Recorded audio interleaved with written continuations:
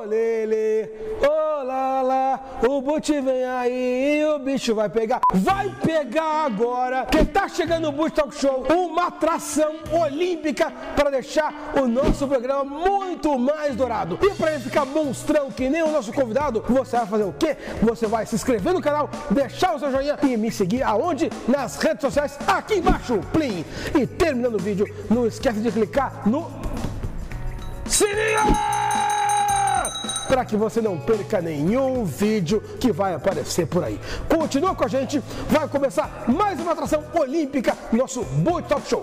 Bora!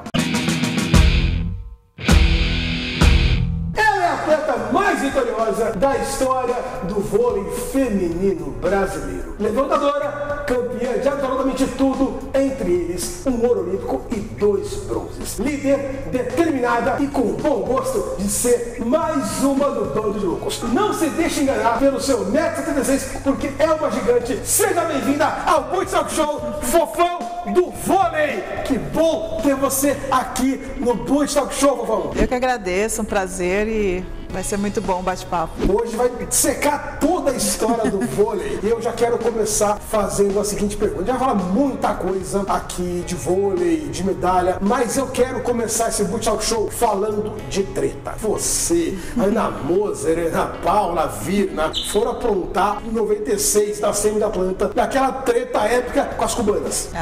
Foi um fato assim inédito no vôlei, né? Primeira vez acho que teve confusão assim, né, no esporte, no vôlei feminino, nunca tinha acontecido isso, mas eu acho que no Brasil e Cuba tinha uma rivalidade muito grande, né? Nós tínhamos uma rivalidade que o Brasil não ganhava de Cuba há muito tempo e quando a gente começou a vencer Cuba, aí começaram as confusões e numa competição onde a gente perdeu para as cubanas, mas a gente jogou de igual para igual, o jogo foi muito bom, a gente acabou se estranhando dentro do vestiário, teve muita confusão, o pessoal se bateu de verdade, brigou. Tem uma cubana, ela jogou uma toalha em você e também na Márcia Fu, né? Isso. Parece que teve um intervalo, isso aí no final. Até chamou o Chus. Você tem essa imagem aí? Bota pra gente conferir essa treta que a Fofão e o pessoal do Brasil aprontou pra cima da Mireia Luiz e também da Regra Torres e Companhia Limitada. Terminou e as meninas ali se estranham.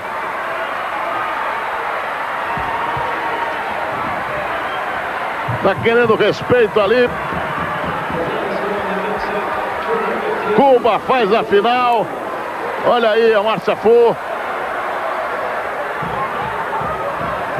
Elas provocavam muito, né? Durante o jogo. Elas xingavam mesmo, assim, de palavrão, de tudo. E quando acabou o jogo, que todo mundo viu que elas provocaram, e o Brasil também não tem sangue de barata, né? E falou, poxa vida, acabou, elas já ganharam e estão ainda provocando. E foi daí na hora que uma das cubanas jogou a toalha e o time todo foi pra rede, assim, e foi onde começou aquele bate-boca, né? Aquelas coisas todas. Mas foi uma coisa assim pro vôlei, assim, foi bem feio, né? Porque é uma coisa que a gente não vê geralmente. Eu lembro que a Ana Moser, ela saiu bem pistola daquela derrota. Ela até saiu com o Danny Rist, o pessoal de Cuba lá. Foi um negócio muito acima do esporte, muito acima do vôlei. Foi a derrota mais dolorida da história do vôlei feminino brasileiro. Essa derrota, na verdade, ela foi muito ruim para essa geração, porque era um time, a seleção do Brasil era uma equipe muito forte. Só que a gente teve a felicidade de jogar com Cuba, que era um dos times mais fortes do mundo, né? Então essa rivalidade que a gente não conseguia ganhar de Cuba, e a gente acabou também. Elas perderam um jogo que praticamente seria a gente fazer final contra a Cuba, não era para ter feito aquela semifinal, né? Então foi uma final antecipada praticamente, né? Então ali era tudo ou nada pra gente. Então quando a gente perdeu e elas provocaram, eu lembro que ficou só a Ana Moser lá na rede sozinha apontando o dedo para tudo quanto é cubana, pedindo respeito, porque realmente foi um momento em que, sabe, a gente perdeu, tava saindo, mas eu acho que chega uma hora que você não aguenta mais ser provocada, né? E a Aninha ficou lá defendendo a gente, mas foi realmente uma baixaria. Foi bem complicado, né? Me tira uma dúvida. Sim. Vamos baixar um pouquinho os ânimos. Por que Fofão? Então, quando eu tinha 13 anos, eu treinava no Centro Olímpico, né? Onde eu estava formando ainda como atleta. E veio um técnico de fora que ele era olheiro. Então ele ia lá no Centro Olímpico e ficava observando jogadoras para levar para clubes, né? E na época ele ficou uma semana lá observando a gente. E daí todos os dias ele chegava e apertava minhas bochechas, apertava todo dia. E eu não conhecia ele, né? Porque ele era uma pessoa, ninguém apresentou, ele estava lá simplesmente. E daí um dia ele falou assim, nossa, as bochechas são muito fofas, né? Parece aquele fofão do balão mágico. E eu falei, pelo amor de Deus, não faz isso comigo não, porque o fofão, ele era um boneco feio pra caramba, né? E daí ele me escolheu pra levar pra um clube e me apresentou nesse clube como fofão. E hoje você gosta do fofão? Hoje eu amo, né? Mas com 13 anos, vou falar pra você que eu odiava, assim, profundamente. Falar em 13 anos, eu quero voltar exatamente para quando eu tinha 12 para 13 anos. Eu lembro que eu estava na escola e os professores de educação física, eles nos mostravam muitas pranchetas de táticas e esquemas táticos de vôlei das principais seleções do mundo, tanto no feminino como no masculino.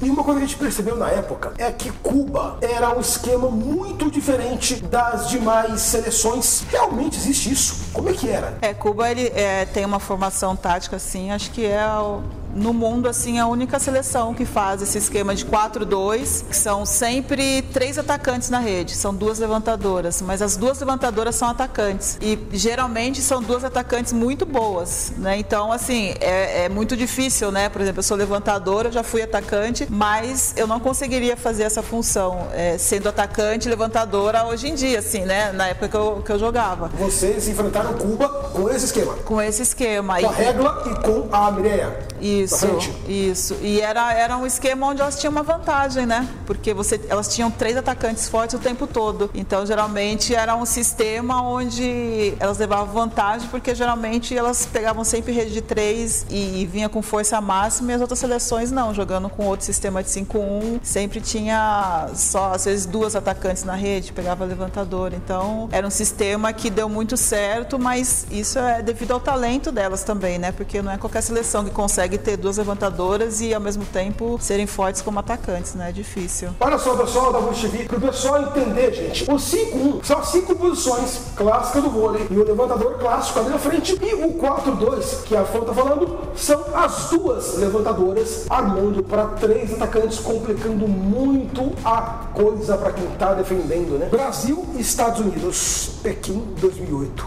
disputa da medalha de ouro. Foi o jogo da sua vida? Nossa, foi o jogo de toda a minha vida, toda a minha carreira, eu acho. Eu falo que acho que todo o trabalho que eu vivi, todos os anos aí jogando voleibol, foi para aquele momento ali, sabe? Porque que nem eu falava para as meninas, ou a gente faz história aqui hoje contra os Estados Unidos, ou a gente não volta para casa, né? A gente fica aqui na China mesmo. Falar em história, você trouxe a história aí, né? Trouxe a de ouro aqui. Ah, moleque, essa eu quero ver. Vamos chegar, cadê a câmera? Aqui, ó. Olha só, cara. Essa aqui foi suada pra caramba, assim. Quanto tempo é essa aqui? Nossa, não é... Pode segurar. Olha, rapaz, isso aqui é pesado. Olha, deixando meus cartões aqui. Isso aqui é pesado, cara. Olha isso aqui, mostra aqui, produção. Olha isso aqui. Olimpíada Pequim 2008, medalha de ouro no vôlei feminino. Cara, olha que louco. Olha. Tem mais uma aqui de bronze de Sydney, né? São 3 medalhas olímpicas. Eu trouxe 2. Essa Legal. Aqui é de 2000 também, de Sydney, né? De bronze também. Essa aqui passou pertinho, né? Quase. É. Rapaz, tá pesado essa aqui, hein? Isso aqui lá na Austrália, Sydney. Mostra aqui, produção. Olimpíada Sydney 2000. Isso aqui bateu na trave. Que judiação, cara.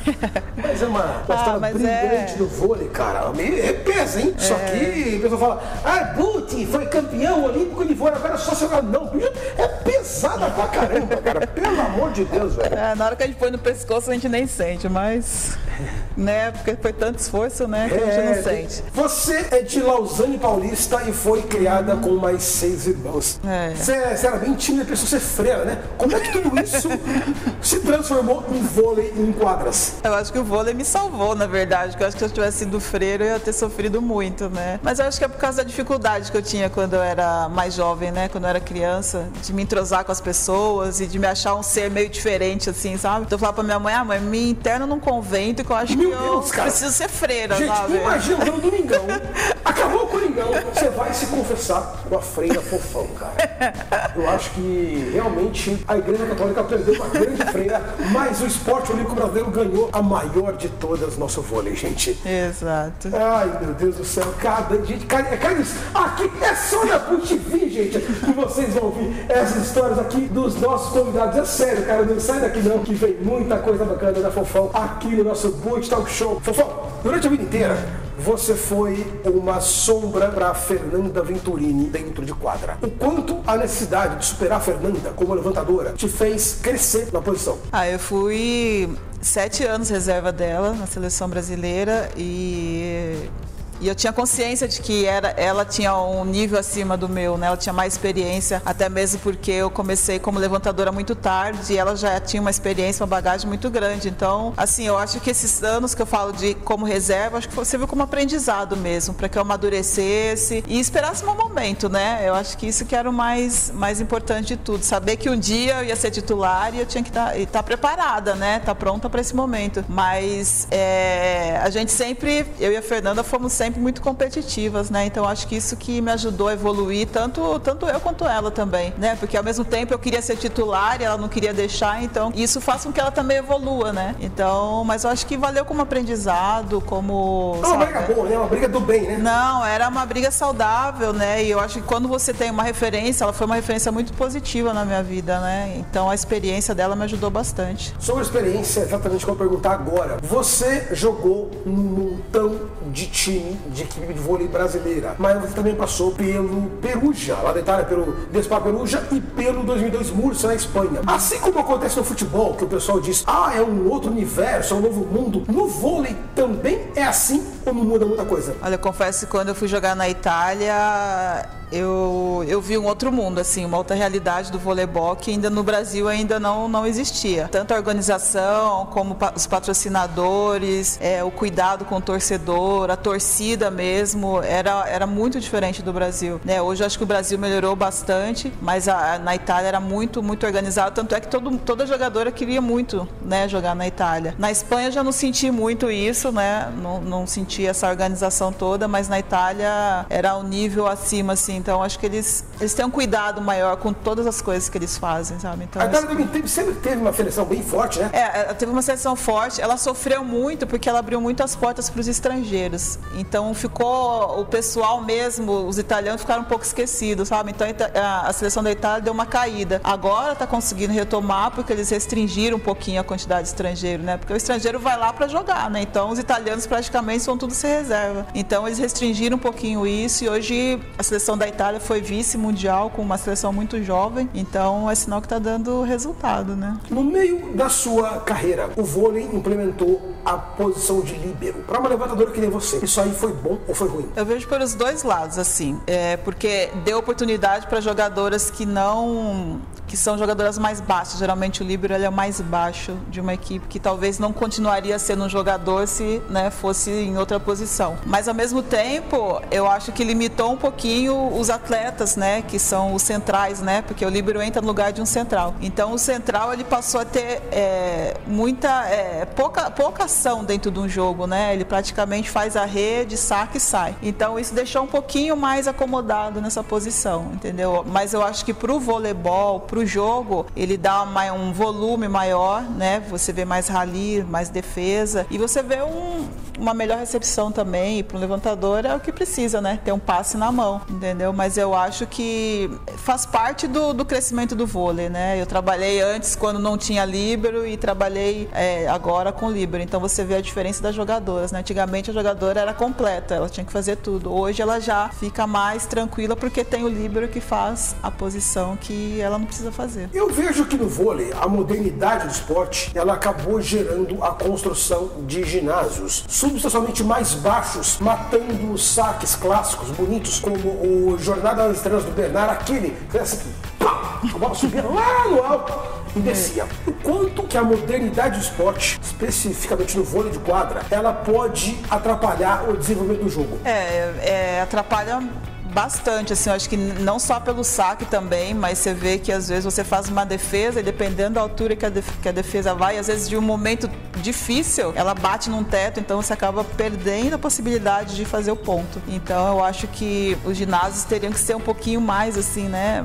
Mais de uma altura mais razoável, não precisava ser para uma jornada, né? Porque para uma jornada tem que ser muito alto, tem que ser um Maracanã da vida ou um Maracanãzinho ou um Mineirinho assim, que é bem alto, mas eu acho que isso dificulta muito e às vezes até mesmo pro jogo evoluir, né? Porque às vezes bate a bola, geralmente nas defesas muito altas assim, a bola geralmente bate no teto. Então, de uma certa forma, atrapalha muito. Atrapalha? É, atrapalha. Legal. É um dos caras que mais contribuiu pro crescimento do vôlei brasileiro foi o nosso saudoso Luciano do Vale, ou provavelmente o Luciano do Vôlei. O que o Luciano do Vale significa para você? Eu digo que ele foi uma pessoa que mais acreditou no esporte em geral e no vôlei, porque a gente, quando falava de voleibol, lembrava do Luciano, né? Eu acho que ele trazia emoção, eu acho que ele trazia vida pro jogo, né? E ele era uma pessoa que sempre estava trabalhando para que o vôlei evoluísse muito, né? Então ele foi uma pessoa muito responsável por esse crescimento do vôlei, assim, sabe? A gente fala só porque ele era um narrador, não, mas é porque ele colocava, sabe? Colocava vida no voleibol e era o que a gente estava precisando para crescer, né? Então acho que todo atleta que é do vôlei, que é do meio desse meio, tem muito carinho pelo Luciano Vale e muito agradecimento também por tudo que ele fez pela gente. Bom, nesse ano de 2018 foi lançado a sua biografia Toque de Gênio, da Kátia Rubio e do Rodrigo Grilo. Conta pra mim como é que é esse livro. Então, o livro surgiu a ideia em 2010. Falei, não, quando eu parar de jogar, eu escrevo o livro, né? Então, aí depois de 2015 eu parei, aí eu juntei com a Kátia, né? E com o Rodrigo, e a gente começou a escrever o livro. E, na verdade, a minha biografia, né? Minha biografia desses 30 anos, desde que eu vim lá de Lausanne Paulista até o último dia dentro de quadra. Então, conta toda a minha história. Deve ter história legal pra caramba ali. Produção, vamos falar. O Toque de Gênio. Toque de Gênio. Da Kátia Rubio e do Rodrigo Grilo, contando a história da Fofão, gente. Você jogou no Fenerbahçe, um time tradicional do futebol, que tinha uma equipe de vôlei. Aqui no Brasil, nós temos o Sada Cruzeiro e o Corinthians agora, com o pessoal de Guarulhos, mais no masculino. Você, como mais um de loucos, gostaria de ter jogado no Corinthians com ginásio lotado, pressão organizada, ou você acha que futebol e vôlei não se misturam? Eu acho que quando se trata de um time de camisa, eu acho que não tem jeito, a torcida vem junto mesmo, então eu nunca tive assim a oportunidade de jogar, joguei uma vez, né, pelo Ituano, se eu não me engano, mas não era a mesma coisa, mas eu teria muita vontade de jogar com o time que eu torço, né, a favor, ia ser muito legal, e torcida, a gente sabe como que são, né, os torcedores corintianos que acompanham, que prestigiam mesmo, acho que seria uma emoção diferente, né, que eu não vivi, né. O Fenerbahçe chegou a jogar contra o vôlei do Galatasaray e do Beşiktaş? Joguei. Me conta que agora eu tô curioso. É uma rivalidade, viu? É uma rivalidade imensa, assim. Eu lembro que as meninas falavam, Fofão, não usa vermelho, porque a cor do Galatasaray é vermelha. Então a gente tinha que usar o azul, outras cores, menos vermelho. E no dia que é o jogo, é segurança no todo o ginásio. E dá treta. As torcidas. Meu Deus, cara. As torcidas sim, as jogadoras não, mas os torcedores, eles vão, assim, mas é muito barulho que eles fazem. E o ginásio não tem uma capacidade muito grande, assim, né? Mas é muita gente e é clássico, né? Você chegou a presenciar algum quebra-pau, uma torcida no vôlei, alguma coisa assim? Que teve que parar o jogo, alguma coisa do gênero? Foram com duas torcidas também, né? Duas torcidas que acabaram... a pessoa... Porque geralmente no vôlei, assim, que não é torcida de futebol, você não tem problema você sentar junto com uma camisa de outro time, entendeu? É normal isso. Só que como era a rivalidade de times de futebol, então passou um cara com uma camisa de outro time na frente da torcida, eles não gostaram, e era um torcedor de vôlei, né, assim, com a camisa do time, eles não gostaram. Isso no Fenerbahçe? Aí levaram lá, bateram no menino um pouquinho lá e... No primeiro semestre de 2017, aconteceu um fato muito curioso. Aquele timaço do Carille no Corinthians, ele perdeu apenas 2 vezes no semestre, e curiosamente foram para 2 times que os técnicos não vieram do futebol. futebol. Um foi a Ferroviária por 1-0, que era o PC, que era do futsal, inclusive técnico do futsal do Corinthians, e pro Santo André, que era o Toninho Cecílio, que veio do basquete. Você vem do vôlei e tem no coração o nosso Coringão lá no futebol. Quanto que o vôlei pode ajudar o Corinthians a ser mais vitorioso no futebol? Eu acho que, não sei, a visão, assim, né, talvez seja diferente, né, sei lá, de tática, essas coisas. Eu não sei, assim, como poderia ajudar, mas às vezes uma outra visão, né, do vôlei que você possa levar para o futebol, possa fazer alguma diferença, né? Mas eu não sei, assim, de falar assim, qual seria, né, essa... Porque senão eu já faria agora, já mandaria agora para poder ajudar o time. Mas eu acho que, sei lá, um apoio, incentivo, alguma coisa que a gente já tenha vivido, dificuldade para sair desse momento, pode ser nesse sentido. O Guardiola fazia isso muito no Bayern, ele sempre levava a equipe do Bayern de Munique para fazer um intercâmbio com os técnicos do basquete lá, acho que é bem... Se o Guardiola faz, certamente seria bom para o nosso Coringão também, gente. Com certeza. Eu queria falar sobre atletas geniais. Eu queria que você fosse montar o time da Fofão de todos os tempos. Que você elegesse 5 atletas para jogar do seu lado no time da Fofão de todos os tempos. E depois eu queria que você elegesse seu top 5 da história do Corinthians. Eu vou fazer uma seleção que não seja do Brasil, porque aí eu fico bem com todas as minhas amigas, né? Não vai dar ciúmes. Eu passei por muitas jogadoras boas, mas eu acho que eu joguei assim com jogadoras de outros países que são assim fora de série mesmo, assim, são jogadoras que dava muito gosto de jogar. Por exemplo, Agüero, uma cubana que eu joguei, que é sensacional. Jogaria com a Sokolova, uma russa. Eu não vou colocar as brasileiras, não. Não vai dar certo, não. Senão vai ativar o sininho da polícia. Senão eu colocaria o time que foi campeão olímpico, que pra mim é... bom, vamos desativar a sirene da polícia do clubismo para que ela não seja utilizada. Então, eu acho que, tirando aquela seleção de 2008, assim, as cubanas são jogadores que vale a pena ter do seu lado, viu? Não como inimiga, mas como amiga, acho que é a melhor coisa. A Magali, que é cubana também, é uma central muito boa, e colocaria uma outra ponteira agora, né? Eu levantando, lógico, porque eu queria estar nesse time, com certeza. E mais uma ponteira. Eu colocaria na Moser, vou quebrar o que eu falei, colocaria na Moser. Por tudo que aconteceu em 96, a Ana Moser merece. Pensando na estrutura do meu time, a Ana Moser se encaixaria bem nesse time. Bacana. E os 5 do Coringão, na história do Coringão, o que você escolheria? Os 5 do Corinthians? Seus 5 grandes ídolos da história do Corinthians. Olha, eu vou falar o que eu gostava assim de ver jogar, que era o Ronaldo, goleiro. Ronaldo Giovanelli. Eu gostava o Marcelinho Carioca, o Dinei, tudo jogador polêmico, né? Dinei figuraça. Dinei, abração, irmão. Tamo junto. Só os jogadores. Eu gostava muito do Tupanzinho. O Tupanzinho é o herói de 90, né? Eu não sei, ele tinha alguma coisa assim que eu gostava muito, não sei, era a raça dele, não sei. Sócrates. O Sócrates. Doutor Sócrates, que faz muita falta nesses dias atuais. Os que sei lá, tinham... eu não sei, eu acho que ele jogava muito pela camisa mesmo, assim, sabe? Aquela coisa da raça mesmo, sabe? Eu sou corintiano e vou, sabe? Assim, então... São jogadores que me chamam bastante atenção. Eu queria continuar na seara do Corinthians. Como que desabrochou esse seu amor pelo Corinthians no momento que não era muito comum a figura da mulher no estádio de futebol? Como é que você virou corintiana? Como é que você se apaixonou por isso? Então, na verdade, minha família é muito grande, né? Nós somos em 9, como pai, mãe e meus irmãos. Somos em 9. Todos Corinthians? Não, porque nem todo mundo é perfeito, né? Não ia ser da minha família que todo mundo ia ser. Mas meu pai, ele era muito corintiano, já faleceu, mas ele era muito corintiano. Ele gostava muito. Então, quando eu era pequena, era ele e meu irmão mais velho, que são corintianos mesmo, assim. Aí tem mais uma irmã, os outros são todos errados lá, mas... eles gostavam muito, então meu pai direto falava do Corinthians, dos jogadores dos mais antigos, assim, e daí eu comecei a gostar, assim, eu acho que me identifiquei mais com o time do Corinthians e a maneira como meu pai falava, meu irmão torcia, eu acabei falando, não, você é corintiano, e daí nunca mais mudei, foi de frequentar muito estádio? Mesmo.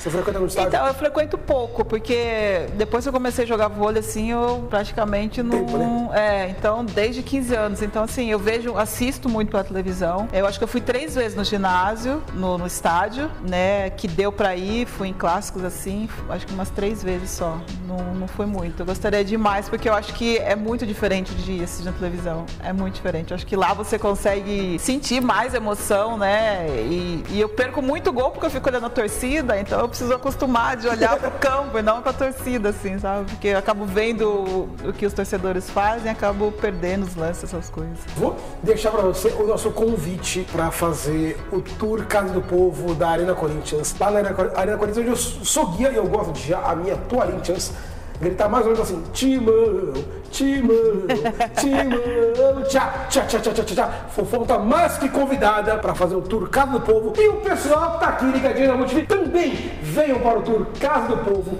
sentir toda a emoção de ser Corinthians, toda a emoção nessa casa. Vem pro tour e continua na MultiV. Fofão, para fechar nosso ciclo de perguntas, todo corintiano tem uma história corintianista, de fé, de jogo inesquecível.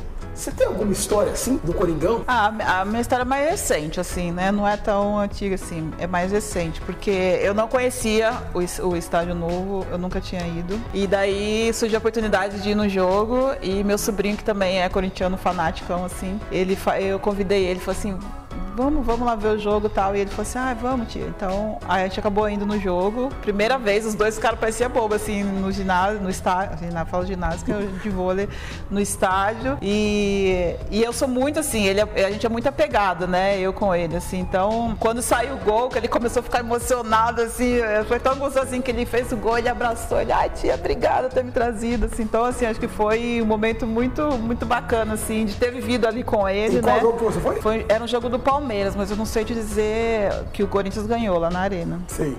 Numa das incontáveis surras do time do Caribe pra cima do Palmeirinha. Então, mas eu não vou saber te dizer qual foi, mas foi um jogo bem difícil, assim, que o Corinthians conseguiu ganhar. E daí ele ficou todo feliz e o pessoal que torce, né, eles se abraçam, né? Muito engraçado isso, assim, que você não conhece a pessoa que tá do seu lado, se abraça, Você sente falta disso no vôlei, Rafael? Dessa comunhão que tem no futebol? Você sente falta disso aí um pouquinho no vôlei?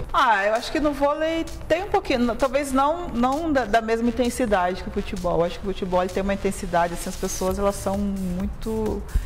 o vôlei, ele é mais assim, a pessoa ou ele torce, porque assim, deixa eu explicar, ele não tem identificação com o time, porque no futebol tem o time do Corinthians, né, aquela coisa. No vôlei não, no vôlei você tá uma hora num lugar, na outra hora você tá em outro, então você não tem aquela identificação com a torcida. A torcida gosta de um atleta, de outro, mas é diferente, assim. Os clubes migram, né, de cidades, patrocínios. Eu já rodei várias vezes, porque a gente não consegue ficar no lugar para identificar a torcida com o jogador e com o clube também. Então, eu acho que é por isso que fica aquela coisa diferente. Então, assim, tipo, quem é corintiano e vai até o fim, entendeu? Então, uma hora eu tô em Minas, aí depois vou para outra, as pessoas acabam acompanhando você, não acaba, né, sendo torcedora daquele time. Se torna torcedora do atleta. Isso. Cara, que bacana. Exatamente. Isso, então, em alguns momentos, eu acho que no vôlei existe essa emoção, não vou dizer que não exista. O torcedor, ele gosta muito, quem vai lá gosta muito, vibra muito, mas eu acho que não é com a mesma intensidade que um torcedor de futebol. Eu acho que é mais ou menos o que acontece hoje com o pessoal que é brasileiro e que gosta de futebol europeu. Por exemplo, você gosta do Cristiano Ronaldo, você gostava do Real Madrid, agora foi para a Juventus, passou a gostar da Juventus também. É um negócio parecido com o futebol europeu, né? Essa mudança que tem, assim, é parecido. Mas eles torcem, eles gostam também. Tem as pessoas que são fãs de verdade mesmo, cara, que chora, se emociona. Que bacana. Mas a intensidade é outra. Fofão, aqui no Multishow Show a gente tem um quadro chamado Gol a Gol. Um bate-bola, jogo rápido. Olha, eu te dou 2 opções. Na lata, você responde qual que você quer. Sem mais delongas, bora. Na lata, hein? Vamos lá? Bora. Fernanda Venturini, espelho ou ameaça? Espelho. Um técnico, Bernardinho ou Zé Roberto Guimarães? Ai, meu Deus. Isso aí não dá pra... Travou. É difícil, né? Empate. Tie break. Um ponto. Bloqueio ou ace? Bloqueio. Uma eliminação. Atlanta 96 ou Rio 2016? Atlanta. Não mais? Uma alegria. Ganhar o Grand Prix ou medalha de ouro? Medalha de ouro. Camisa 7, igual a você. O Marcelinho Carioca ou o Jô? Marcelinho Carioca. Bom, obrigado por estar aqui no nosso Boot Talk Show. Deixando o nosso Boot Show mais dourado, mais vencedor. Falando muita coisa de vôlei, de esporte olímpico pro pessoal aqui da Boot TV. Obrigado, viu? Eu que agradeço, foi um prazer. Rapaziada, essa aqui foi a fofão do vôlei, deixando a nossa Boot TV, que já é amarelinha, muito mais dourada, muito mais vencedora. E você vai continuar aqui para curtir muita coisa aqui. Vai fazer o seguinte, você vai clicar no meu amigo sininho para que você não perca mais nenhuma entrevista da Boot TV publicada. Clica na minha carinha linda aqui, levantando a bola do Boot Talk Show. Levanta, clica nela aqui em cima e também clica aqui do lado. Clica aqui do lado da cortada, clica, continua com a gente, pra gente ficar cada vez mais monstrão e você seguir se divertindo com a gente. Eu volto na próxima semana. Muito obrigado pelo seu carinho, pela sua dedicação. Tchau!